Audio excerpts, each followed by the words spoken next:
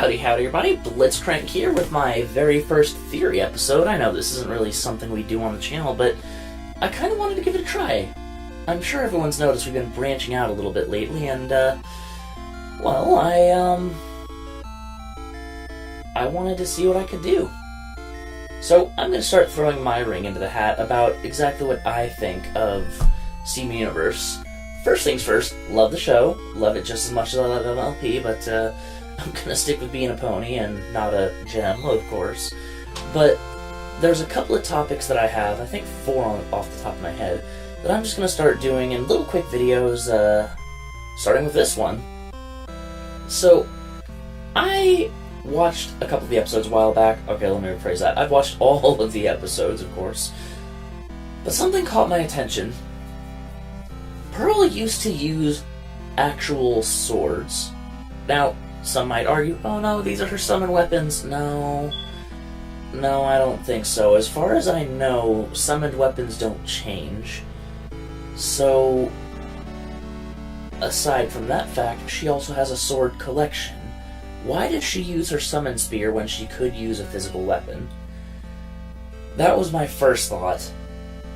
And then my second thought is, A, you don't use a collection to fight with, but more importantly, B, she can't replace them. I'm thinking that perhaps she used to use swords because they were fast, they were easy, they were strong, but they also broke. Then along came Bismuth, and so she could probably use swords as much as she wanted to on the battlefield, anywhere, including in the episodes where it shows Pearl defending Rose, she's using a sword. But then Bismuth gets poofed and disappeared, and suddenly her swords can't be repaired or remade or reforged or resharpened, etc., because, well, guess what? The person doing so is gone. The one who had all the skill to make it happen isn't there anymore.